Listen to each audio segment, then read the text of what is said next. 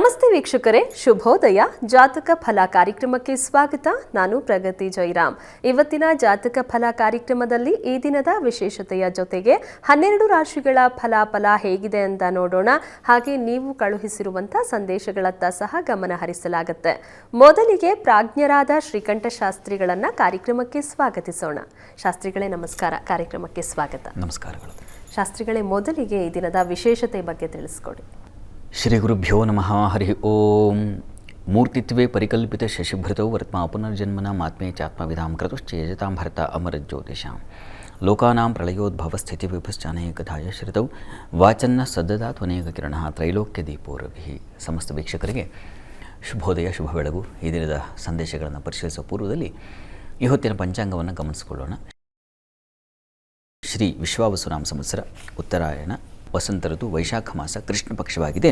ಈ ದಿವಸ ಸೋಮವಾರವಾಗಿರತಕ್ಕಂಥದ್ದು. ಚತುರ್ದಶಿ ತಿಥಿ, ಭರಣಿ ನಕ್ಷತ್ರ, ಉಪರಿ ಕೃತ್ತಿಕಾ ನಕ್ಷತ್ರ ಕೂಡ ಇದೆ ಈ ದಿವಸ ಚತುರ್ದಶಿ ಇದೆ, ಸೋಮವಾರವೂ ಆಗಿದೆ.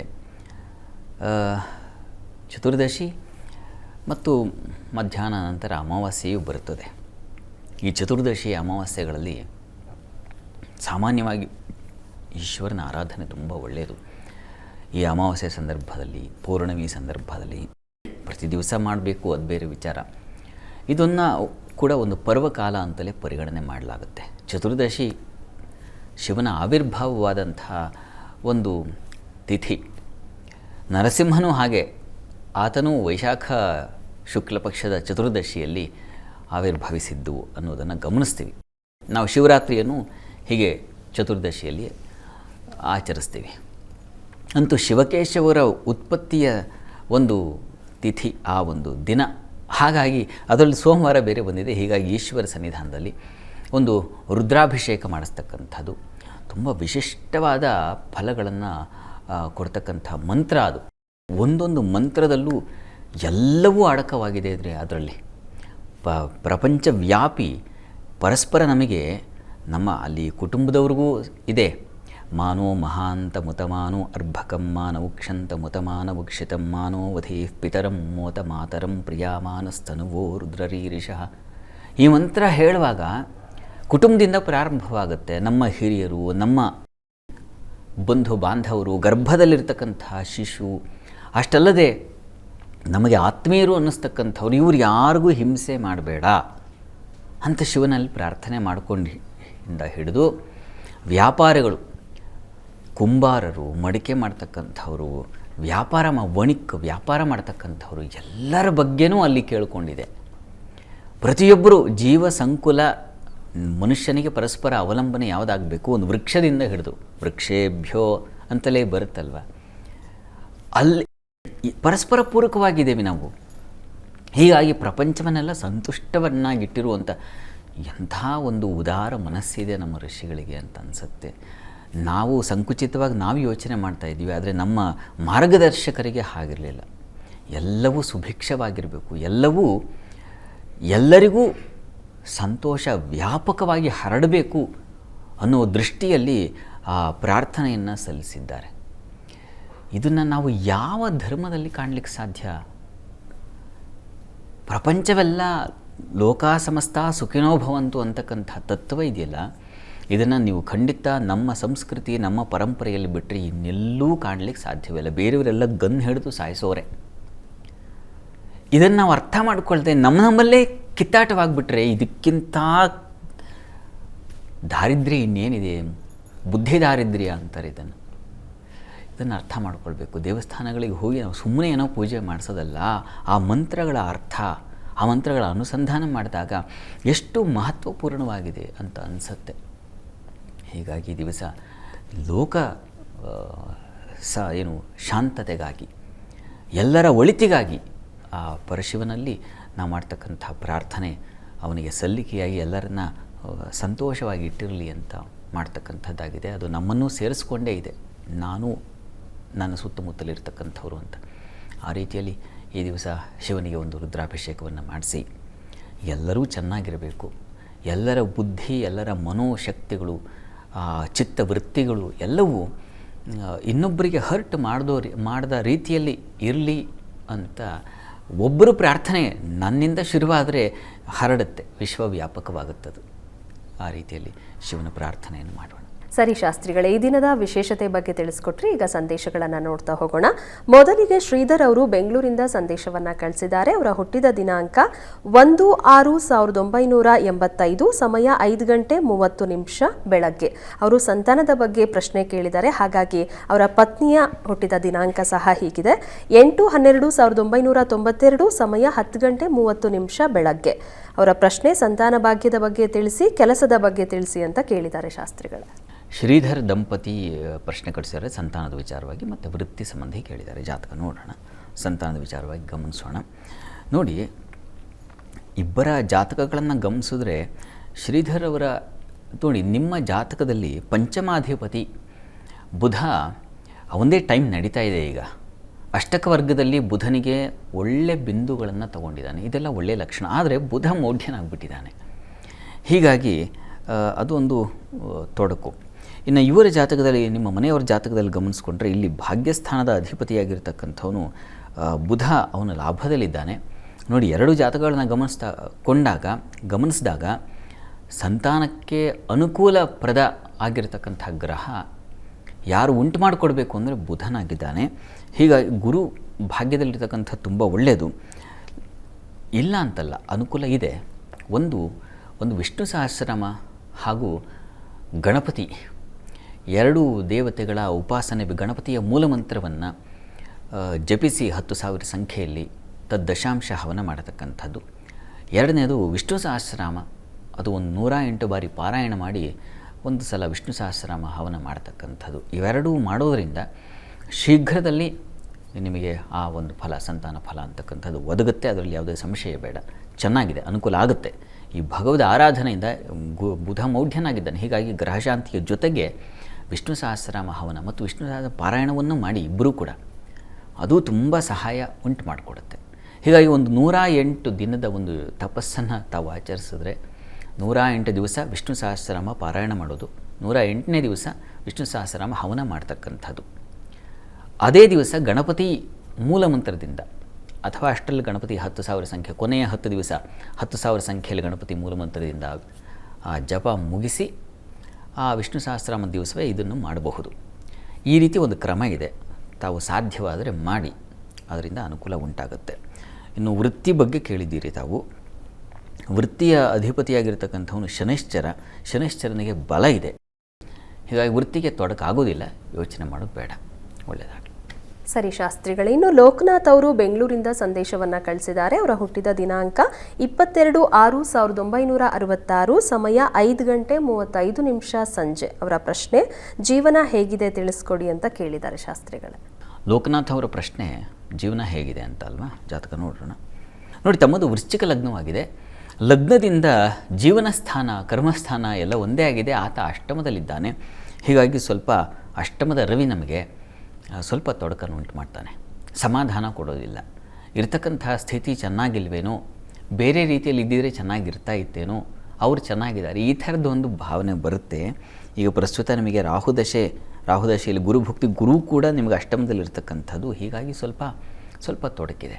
ಅದಕ್ಕೆ ಪರಿಹಾರ ಏನಪ್ಪ ಅಂತಂದರೆ, ನೋಡಿ, ಈಗಷ್ಟೇ ನಾನು ಹೇಳಿದ್ನಲ್ಲ, ಶಿವನಿಗೆ ರುದ್ರಾಭಿಷೇಕ ಮಾಡಿಸ್ತಕ್ಕಂಥದ್ದು ಅಂತ.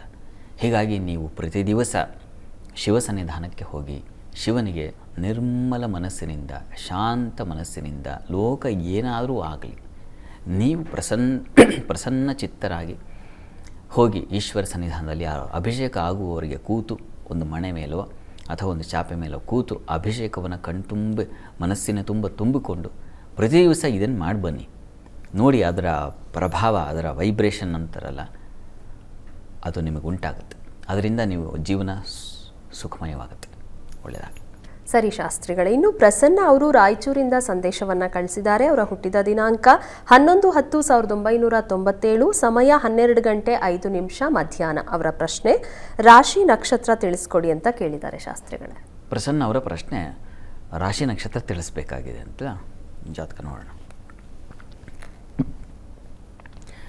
ನೋಡಿ, ತಮ್ಮದು ಶ್ರವಣ ನಕ್ಷತ್ರ, ಮಕರ ರಾಶಿ. ಶ್ರವಣ ನಕ್ಷತ್ರದಲ್ಲಿ 3ನೇ ಪಾದ ಮತ್ತು ಅದು ಮಕರ ರಾಶಿಗೆ ಒಳಪಡುತ್ತೆ. ನಿಮ್ಮದು ಲಗ್ನ ಯಾವುದಪ್ಪ ಅಂತಂದರೆ ಧನುರ್ ಲಗ್ನವಾಗಿದೆ. ಲಗ್ನದಿಂದ ಕರ್ಮಾಧಿಪತಿ ತುಂಬ ಚೆನ್ನಾಗಿದ್ದಾನೆ. ರವಿ ಬುಧಾದಿತ್ಯ ಯೋಗ ಅದು. ಬುಧ ಮೌಢ್ಯನಾಗಿದ್ದಾನೆ. ವಿಷ್ಣು ಸಹಸ್ರನಾಮ ಹೇಳ್ಕೊಳ್ಳಿ ಪ್ರತಿ ದಿವಸ.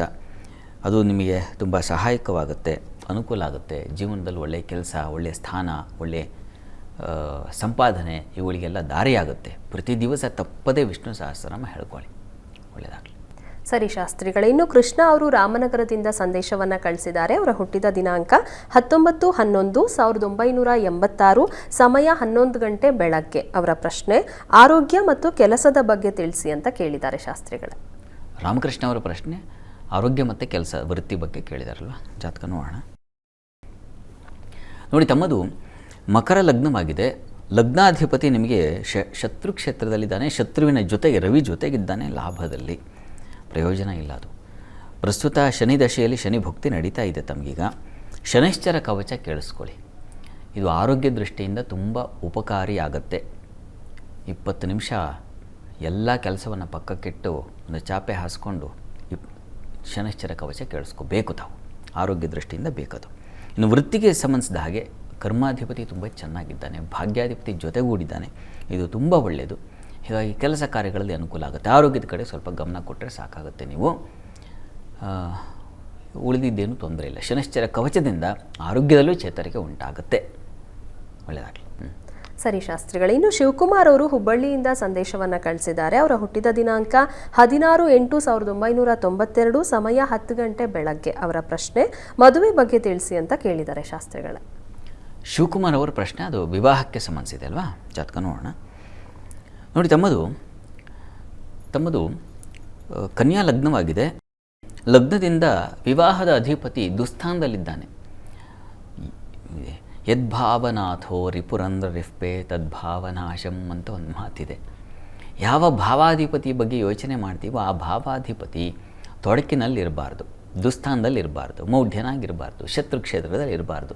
ಹೀಗೆ ಒಂದು ರಾಶಿ ಇದೆ. ಇಲ್ಲಿ ವ್ಯಯದಲ್ಲಿರ್ತಕ್ಕಂಥದ್ದು ಗುರು. ಹೀಗಾಗಿ ಶುಕ್ರ ಕೂಡ ಯಾರು ವಿವಾಹ ಕಾರಕನೋ, ನಿಮಗೆ ಅದೃಷ್ಟದ ಅಧಿಪತಿಯೋ, ಅವನು ವ್ಯಯದಲ್ಲಿ ಕೂತ್ಬಿಟ್ಟಿದ್ದಾನೆ ನೀಚಾಭಿಲಾಷಿಯಾಗಿ. ಹೀಗಾಗಿ ಶುಕ್ರ ಗುರು ಶಾಂತಿ ಮಾಡಿಸಿದ್ರೆ ತುಂಬ ಅನುಕೂಲ ಆಗುತ್ತೆ. ಅದರಿಂದಾಗಿಯೇ ತೊಂದರೆ ಯಾಕೆ ಏರ್ಪಾಡಾಗಲ್ಲ ಅಂತಂದರೆ ಇಂಥ ಕಾರಣಗಳಿಂದಾಗಿ. ಈಗ ಪ್ರಸ್ತುತ ನಿಮಗೆ ನಡೀತಾ ಇರತಕ್ಕಂಥದ್ದು ರಾಹುವಿನ ಭುಕ್ತಿ ನಡೀತಾ ಇದೆ ಬುಧ ದಶೆಯಲ್ಲಿ. ಲಗ್ನಾಧಿಪತಿಯ ಒಂದು ಕಾಲ ಇದೆ. ದಶಾನಾಥ ಅವನೇ ಆಗಿದ್ದಾನೆ. ಈ ಗ್ರಹಶಾಂತಿ ಮಾಡಿಸಿ ಪ್ರಯತ್ನ ಮುಂದುವರಿಸಿ, ಅದರಿಂದ ಸ್ವಲ್ಪ ಅನುಕೂಲ ಆಗುತ್ತೆ. ಆತಂಕ ಮಾಡ್ಕೋಬೇಡಿ, ಒಳ್ಳೆಯದಾಗಲಿ. ಶಾಸ್ತ್ರಿಗಳೇ, ಈ ದಿನ 12 ರಾಶಿಗಳ ಫಲಾಫಲ ಹೇಗಿದೆ? 12 ರಾಶಿಗಳ ಫಲಾಫಲ ತಿಳಿಯುವ ಮುನ್ನ ಈ ಹೊತ್ತಿನ ಗ್ರಹಸ್ಥಿತಿಯನ್ನು ಗಮನಿಸ್ಕೊಳ್ಳೋದಾದರೆ, ಮೇಷರಾಶಿಯಲ್ಲಿ ಈ ದಿವಸ ಚಂದ್ರ ಇರತಕ್ಕಂಥದ್ದು. ವೃಷಭ ರಾಶಿಯಲ್ಲಿ ರವಿ ಬುಧರ ಯುತಿಯನ್ನು ನೋಡ್ತಾ ಇದ್ದೀವಿ. ಗುರು ಇರತಕ್ಕಂಥದ್ದು ಮಿಥುನ ರಾಶಿಯಲ್ಲಿ, ಕರ್ಕಟಕ ರಾಶಿಯಲ್ಲಿ ಕುಜ, ಸಿಂಹರಾಶಿಯಲ್ಲಿ ಕೇತು. ಈ ದಿವಸ ಮಾಂದಿವುದಿಯಾಗಿದೆ, ಅದು ಕನ್ಯಾ ರಾಶಿಯಲ್ಲಿ. ಇನ್ನು ಕುಂಭರಾಶಿಯಲ್ಲಿ ರಾಹು, ಮೀನರಾಶಿಯಲ್ಲಿ ಶನಿ ಮತ್ತು ಶುಕ್ರರ ಯುತಿಯನ್ನು ನೋಡ್ತಾ ಇದ್ದೀವಿ. ಹೀಗಿರುವಾಗ 12 ರಾಶಿಗಳ ಫಲಾಫಲ ತಿಳಿತಾ ಹೋಗೋಣ. ಮೊದಲಿಗೆ ಮೇಷರಾಶಿಯವರಿಗೆ ದಿವಸ ನೋಡಿ, ಮಾತಿನ ಬಲ ತುಂಬ ಚೆನ್ನಾಗಿರುತ್ತದೆ. ಆದರೆ ಬಂಧುಗಳ ವಿಚಾರದ ಸ್ವಲ್ಪ ಹುಷಾರಾಗಿರಬೇಕು. ಸ್ನೇಹಿತರಿಂದ ಸ್ವಲ್ಪ ಮನಸ್ಸಿಗೆ ಪೆಟ್ಟಾಗುವ ಲಕ್ಷಣ ಸೂಚಿಸ್ತಾ ಇದೆ. ತುಂಬ ಅತಿಯಾಗಿ ಹಚ್ಕೊಂಡಿರ್ತೀರಲ್ಲ, ಅವರಿಂದ ನಿಮಗೆ ಮನಸ್ಸಿಗೆ ಬೇಸರ ಉಂಟಾಗುತ್ತೆ ಈ ದಿವಸ. ಮತ್ತು ತಂದೆಯ ಬಂಧುಗಳ ಜೊತೆಗೆ ಸ್ವಲ್ಪ ಮನಸ್ತಾಪಗಳು ಬರೋ ಸಾಧ್ಯತೆ ಇದೆ. ಶತ್ರು ವೈಷಮ್ಯ ಈ ಥರದ್ದೊಂದು ಬೇಡದ ವ್ಯೂಹ, ಅದಕ್ಕೆ ಸಿಕ್ಕಾಕೊಂಡ್ಬಿಡ್ತೀರ, ಹುಷಾರಾಗಿರಿ. ಇನ್ನು ಕೆಲಸ ಕಾರ್ಯಗಳಲ್ಲೂ ಕೂಡ ಸ್ವಲ್ಪ ಮಟ್ಟಿಗೆ ಒತ್ತಡ ಇದೆ. ವಿದೇಶ ವಹಿವಾಟು ತುಂಬ ಚೆನ್ನಾಗಿರುತ್ತದೆ. ಪ್ರಾರ್ಥನೆಗೆ ದಿವಸ ಈಶ್ವರ ಸನ್ನಿಧಾನದಲ್ಲಿ ಒಂದು ಅಭಿಷೇಕ ಮಾಡಿಸಿ. ಇನ್ನು ವೃಷಭ ರಾಶಿಯವರಿಗೆ ವೃತ್ತಿಯಲ್ಲಿ ತುಂಬ ಅನುಕೂಲದ ಫಲವನ್ನು ಸೂಚಿಸ್ತಾ ಇದೆ. ಸೀನಿಯರ್ಸಿಂದ ಸಹಾಯ ಸಿಗ್ತಕ್ಕಂಥದ್ದು, ಒಳ್ಳೆಯ ಗೈಡೆನ್ಸ್, ಮಾರ್ಗದರ್ಶನ ಸಿಗ್ತಕ್ಕಂಥದ್ದು, ಆ ಥರದ್ದು ಒಂದು ಒಳ್ಳೆಯ ಫಲ ಇದೆ. ಇನ್ನು ಸ್ತ್ರೀಯರಿಗೆ ಸ್ವಲ್ಪ ಅಲೆದಾಟ, ವ್ಯಯ, ಅತಿಯಾದ ಹೆಚ್ಚಿನ ಖರ್ಚನ್ನು ಸೂಚಿಸ್ತಾ ಇದೆ. ಇನ್ನು ತುಂಬ ಸಹೋದರರು, ಸೇವಕರು, ಸಹಾಯಕರು ಇಂಥವರಿಂದ ಯಾವುದೋ ಕೆಲಸ ಹೇಳಿರ್ತಾರೆ ನಂಬಿಕೆಯಿಂದ, ಅದು ಆಗೋದಿಲ್ಲ. ಅಲ್ಲಿ ವ್ಯರ್ಥ ಫಲವನ್ನು ಸೂಚಿಸ್ತಾ ಇದೆ. ಇನ್ನು ಬುದ್ಧಿನೂ ಅಷ್ಟೇ, ಸ್ವಲ್ಪ ಬುದ್ಧಿ ಸ್ವಲ್ಪ ಮಂಕಾಗುತ್ತೆ, ಒರಟುತನ ಬಂದುಬಿಡುತ್ತೆ, ಕೋಪ ಬರುತ್ತೆ. ಆ ಥರದೊಂದು ಅಸಹನೆ ಅಂತೀವಲ್ಲ, ಸ್ವಲ್ಪ ಯಾಕೋ ನಾನಾಗಿಲ್ಲ ಅಂತ ಅಂದ್ಕೋತೀವಲ್ಲ, ಆ ಥರ ಇರ್ತದೆ ಈ ದಿವಸ. ಇದಕ್ಕೆ ಪರಿಹಾರ ಯಥಾ ಪ್ರಕಾರ ಈಶ್ವರ ಸನ್ನಿಧಾನದಲ್ಲಿ ಒಂದು ಅಭಿಷೇಕ ರುದ್ರಾಭಿಷೇಕವನ್ನು ಮಾಡಿಸಿ ಆ ತೀರ್ಥ ಮಂತ್ರ ಜಲ ಅದನ್ನು ನಾವು ತಗೊಂಡ್ರೆ ಆ ಚಿತ್ತ ವೃತ್ತಿಗಳಲ್ಲಿ ಏನು ಲಹರಿ, ಕೋಪದ ಲಹರಿ ಇದೆ ಅದು ಹಾಗೆ ಶಾಂತವಾಗುತ್ತೆ. ಹೀಗಾಗಿ ದೇವಸ್ಥಾನಕ್ಕೆ ಹೋಗಿ ಬನ್ನಿ, ಆ ಮಂತ್ರ ಕೇಳಿಸ್ಕೊಳ್ಳಿ, ಆ ತೀರ್ಥ ಸೇವನೆಯನ್ನು ಮಾಡಿ. ಇನ್ನು ಮಿಥುನ ರಾಶಿ. ಮಿಥುನ ರಾಶಿಯವರಿಗೆ ದಿವಸ ಲಾಭ ವ್ಯಯ ಎರಡನ್ನೂ ಸೂಚಿಸ್ತಾ ಇದೆ. ಸ್ವಲ್ಪ ಹುಷಾರು. ಆರೋಗ್ಯದ ದೃಷ್ಟಿಯಿಂದ ಸ್ವಲ್ಪ ಮಟ್ಟಿಗೆ ನೀವು ಸ್ವಲ್ಪ ಸುಸ್ತಾಗ್ತೀರಾ, ದೇಹದಲ್ಲಿ ಸ್ವಲ್ಪ ಬಲ ಇಲ್ಲ ಅಂತ ಅನ್ನಿಸ್ಲಿಕ್ಕೆ ಶುರುವಾಗುತ್ತೆ. ಇನ್ನು ಪ್ರಯಾಣದಲ್ಲಿ ಸ್ವಲ್ಪ ತೊಂದರೆ, ಕಿರಿಕಿರಿ, ತುಂಬ ವೆಯ್ಟ್ ಮಾಡ್ತಕ್ಕಂಥದ್ದು, ಈ ಥರದೊಂದು ಲಕ್ಷಣಗಳಿದ್ದಾವೆ. ಬುಕ್ ಆಗೋಲ್ಲ ಗಾಡಿ, ಪಾಪ ಈ ಥರದ್ದೊಂದು ಕಾಯುವಿಕೆ ಅಂತೀವಲ್ಲ ಅದು. ಕೃಷಿಕರಿಗೆ ಸ್ವಲ್ಪ ತೊಡಕು, ತೊಂದರೆಯನ್ನು ಸೂಚಿಸ್ತಾ ಇದೆ ಈ ದಿವಸ. ಮತ್ತು ವಿಷಜಂತುಗಳ ಭಯ ಸೂಚಿಸ್ತಾ ಇದೆ. ಮನೆಗಳಲ್ಲಿ ಕೆಲಸ ಮಾಡುವಾಗ, ಅಂದರೆ ಗೃಹ ನಿರ್ಮಾಣ ಕೆಲಸಗಳಿರ್ತಾವಲ್ಲ ಅಂಥ ಕಡೆ, ಕನ್ಸ್ಟ್ರಕ್ಷನ್ ಫೀಲ್ಡಲ್ಲಿ ಇರ್ತಕ್ಕಂಥವ್ರು ಸ್ವಲ್ಪ ಹುಷಾರು. ಕೆಲಸ ಕಾರ್ಯಗಳಲ್ಲಿ ಸ್ವಲ್ಪ ಮಟ್ಟಿಗೆ ಅನುಕೂಲ ಇದೆ. ಸೀನಿಯರ್ಸಿಂದ ಸಹಕಾರ ಸಿಗ್ತಕ್ಕಂಥದ್ದು, ಈ ಥರದ್ದೆಲ್ಲ ತುಂಬ ಚೆನ್ನಾಗಿದೆ. ವಸ್ತ್ರಾಭರಣ ವ್ಯಾಪಾರಗಳಿಗೆ ತುಂಬ ಚೆನ್ನಾಗಿದೆ. ಅಂತೂ ಹಣ ವ್ಯಯ ಅಂತೂ ಇದೆ, ಹುಷಾರು. ಈ ದಿವಸ ಅಮ್ಮನವ್ರ ಸನ್ನಿಧಾನಕ್ಕೆ ಸ್ವಲ್ಪ ಕ್ಷೀರ ದಾನ ಮಾಡೋದು ಒಳ್ಳೆಯದು. ಇನ್ನು ಕರ್ಕಟಕ ರಾಶಿ. ಕರ್ಕಟಕ ರಾಶಿಯವರಿಗೆ ಈ ದಿವಸ ವೃತ್ತಿಯಲ್ಲಿ ತುಂಬ ಅನುಕೂಲದ ಫಲ ಸೂಚಿಸ್ತಾ ಇದೆ. ಸ್ತ್ರೀಯರಿಗೆ ಪರಸ್ಪರ ಸಹಕಾರ, ಸ್ತ್ರೀ ಪುರುಷರು ಕೆಲಸ ಮಾಡ್ತಾ ಇದ್ದರೆ ಸಹಕಾರ ಚೆನ್ನಾಗಿರುತ್ತೆ. ಯಾವುದೇ ತಗಾದೆಗಳು, ತಕರಾರುಗಳು ಇಲ್ಲ, ಆ ಥರ ಇದೆ ಈ ದಿವಸ.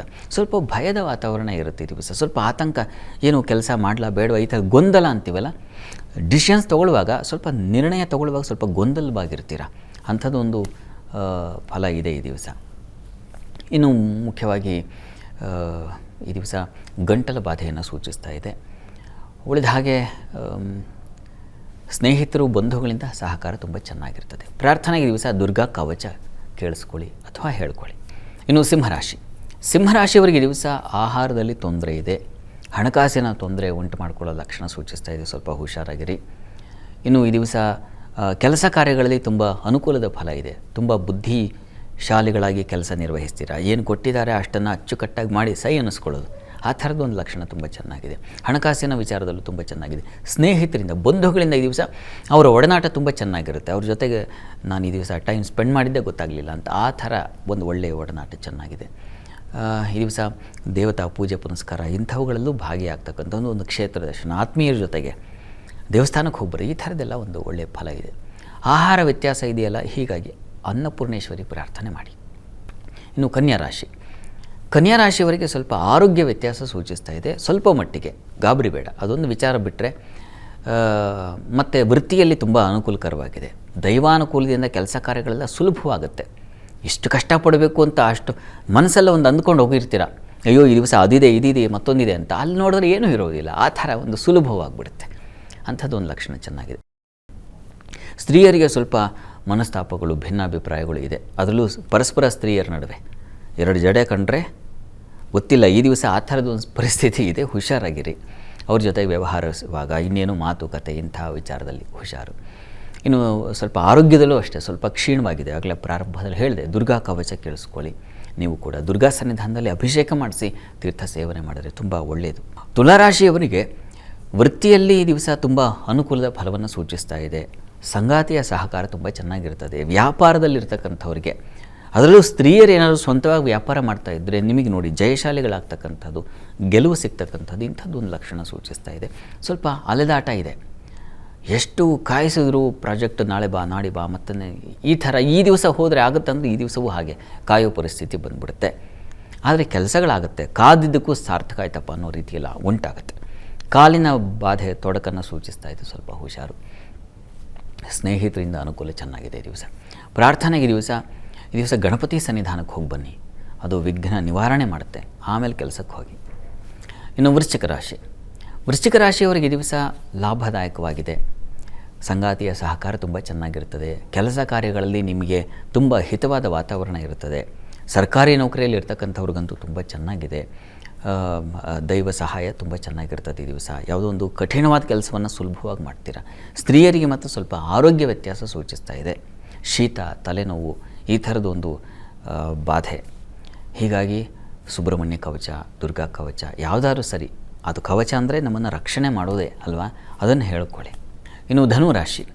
ಧನುರಾಶಿಯವರಿಗೆ ಈ ದಿವಸ ವೃತ್ತಿಯಲ್ಲಿ ತುಂಬ ಕಿರಿಕಿರಿ ಇದೆ ಈ ದಿವಸ. ಮನಸ್ಸಿಗೂ ಅಷ್ಟು ಸಮಾಧಾನ ಇಲ್ಲ. ಕಾರ್ಯಗಳಲ್ಲಿ ವಿಘ್ನಗಳು, ವ್ಯಾಪಾರದಲ್ಲಿ ತೊಡಕುಗಳು, ಸಾಲ ಇಂಥದ್ದನ್ನು ಸೂಚಿಸ್ತಾ ಇದೆ. ಸ್ವಲ್ಪ ಅತಂತ್ರವಾಗಿದೆ. ಆದರೆ ವಸ್ತ್ರಾಭರಣ ವ್ಯಾಪಾರಗಳಿಗೆ ತುಂಬ ಚೆನ್ನಾಗಿದೆ, ಕನ್ಸ್ಟ್ರಕ್ಷನ್ ಫೀಲ್ಡಲ್ಲಿ ಇರ್ತಕ್ಕಂಥವ್ರಿಗೆ ಚೆನ್ನಾಗಿದೆ, ಹೈನುಗಾರರಿಗೆ ತುಂಬ ಚೆನ್ನಾಗಿದೆ, ಹೂವಿನ ವ್ಯಾಪಾರಿಗಳಿಗೆ ತುಂಬ ಚೆನ್ನಾಗಿದೆ. ಈ ದಿವಸ ಪ್ರಾರ್ಥನೆಗೆ ನೀವು ಕೂಡ ಗಣಪತಿ ಸನ್ನಿಧಾನಕ್ಕೆ ಹೋಗಿ ಒಂದು ಅಭಿಷೇಕ ಮಾಡಿಸಿ. ಇನ್ನು ಮಕರ ರಾಶಿಯವರಿಗೆ ದಿವಸ ನೋಡಿ, ನಿಮ್ಮ ರಾಶಿಯಿಂದ ಕರ್ಮಸ್ಥಾನದ ಅಧಿಪತಿ ಚೆನ್ನಾಗಿರೋದ್ರಿಂದ ವೃತ್ತಿಯಲ್ಲಿ ತೊಡಕಿಲ್ಲ, ಸ್ವಲ್ಪ ಕಾಲ ಚೆನ್ನಾಗಿದೆ ನಿಮಗೆ. ಮತ್ತು ಈ ದಿವಸ ಸ್ನೇಹಿತರಿಂದ ತುಂಬ ಉಪಕಾರವಾಗುತ್ತೆ, ತುಂಬ ಆಪ್ತ ಮಿತ್ರರಿಂದ ಸಹಾಯ ಸಿಗ್ತಕ್ಕಂಥದ್ದು, ಬಂಧುಗಳ ಜೊತೆಗೆ ಒಳ್ಳೆಯ ಒಡನಾಟ. ಇಷ್ಟು ದಿವಸ ಒಂದು ಫೋನ್ ಕಾಲ್ ಮಾಡಲಿಲ್ಲ ಅಂದರೆ ಯಾರು ಆತ್ಮೀಯರೋ ಅವರಿಂದ ಒಂದು ಕರೆ ಬಂದುಬಿಡುತ್ತೆ, ಚೆನ್ನಾಗಿದೆ. ವಿಹಾರ, ಇಷ್ಟಪಟ್ಟವ್ರ ಜೊತೆಗೆ ಒಂದು ಸುತ್ತಾಟ, ಶಾಪಿಂಗ್ ಇತ್ಯಾದಿ ಅದೆಲ್ಲ ತುಂಬ ಚೆನ್ನಾಗಿದೆ ಈ ದಿವಸ. ಸಂಗಾತಿಯಲ್ಲೂ ಮನಸ್ತಾಪಗಳಿಲ್ಲ, ಸಮಾಧಾನವಾಗಿರ್ತೀರ. ತಂದೆಯ ವಿಚಾರದ ಸ್ವಲ್ಪ ಮನಸ್ಸಿಗೆ ಪೆಟ್ಟಾಗೋ ಲಕ್ಷಣ ಇದೆ, ಸ್ವಲ್ಪ ಅಸಮಾಧಾನ ಅಷ್ಟೇ, ಆತಂಕ ಬೇಡ. ಪ್ರಾರ್ಥನೆಗೆ ದಿವಸ ಶಿವ ಸನ್ನಿಧಾನದಲ್ಲಿ ಒಂದು ವಿಶೇಷವಾದ ಪೂಜೆ ಮಾಡಿಸಿ. ಇನ್ನು ಕುಂಭರಾಶಿಯವರಿಗೆ ದಿವಸ ಧೈರ್ಯ ಸಾಹಸಗಳ ದಿನ. ನಿಮ್ಮ ಸಹೋದರ ಸಹಕಾರ, ಸೇವಕರ ಸಹಾಯ, ಯಾವುದೋ ಒಂದು ಕೆಲಸ ವಹಿಸಿದರೆ ಅಚ್ಚುಕಟ್ಟಾಗಿ ಕೆಲಸ ಮಾಡಿ ನಿಮಗೂ ಒಂದು ಮನಸ್ಸಿಗೆ ಸಮಾಧಾನ ಕೊಡ್ತಕ್ಕಂಥ ದಿವಸ ಆಗಿದೆ. ಕೆಲಸ ಕಾರ್ಯಗಳದ್ದು ಅಷ್ಟೇ ತುಂಬ ಚೆನ್ನಾಗಿದೆ. ಆದರೆ ವಸ್ತು ನಷ್ಟತೆ ಅಥವಾ ಮರೆವಾಗ್ತಕ್ಕಂಥದ್ದು, ಎಲ್ಲೋ ಇಟ್ಬಿಟ್ಟಿರ್ತೀರ, ಹುಡುಕಿ ಸಾಕೋದು ಬೇಕಾದಾಗ ಸಿಗೋದಿಲ್ಲ, ಅಂಥದ್ದೊಂದು ಪರಿಸ್ಥಿತಿ ಈ ದಿವಸ. ಅದು ಬೇಕೋ ಅದು ಸಿಗ್ತಾ ಇಲ್ಲ, ಹಾಗಾಗೋ ಲಕ್ಷಣ ಇದೆ ಈ ದಿವಸ. ಉಳಿದ ಹಾಗೆ ಕುಟುಂಬ ಸಹಕಾರ ಚೆನ್ನಾಗಿದೆ, ಸ್ತ್ರೀಯರಿಗೆ ಮಾತಿನ ಕೌಶಲ್ಯ ಚೆನ್ನಾಗಿದೆ, ಆಭರಣ ವ್ಯಾಪಾರಿಗಳಿಗೆ ತುಂಬ ಚೆನ್ನಾಗಿದೆ, ವಸ್ತ್ರ ಕ್ಷೇತ್ರಗಳಲ್ಲಿ ಕೆಲಸ ಮಾಡೋರಿಗೆ ಗಾರ್ಮೆಂಟ್ಸಿಂದ ಹಿಡಿದು ಅಲ್ಲೆಲ್ಲ ತುಂಬ ಚೆನ್ನಾಗಿದೆ, ಅನುಕೂಲದ ವಾತಾವರಣ ಇದೆ. ಪ್ರಾರ್ಥನೆಗೆ ದಿವಸ ಕಾರ್ತವೀರ್ಯಾರ್ಜುನ ಸ್ಮರಣೆ ಮಾಡಿಕೊಳ್ಳಿ.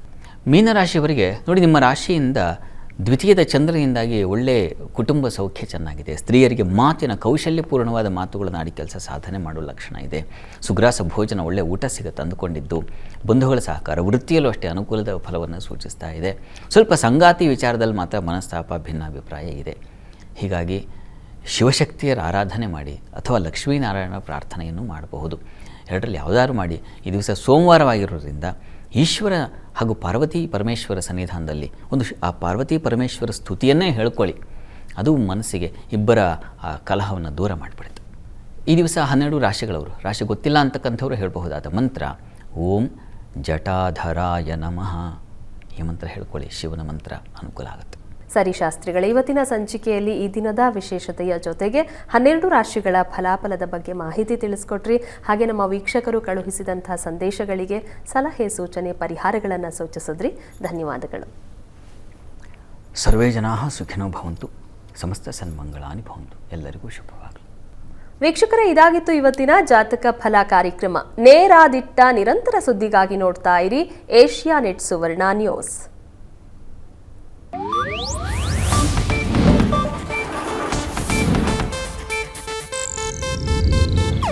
ಇದು ಏಷ್ಯಾನೆಟ್ ನ್ಯೂಸ್ ನೆಟ್ವರ್ಕ್ ಪ್ರಸ್ತುತಿ.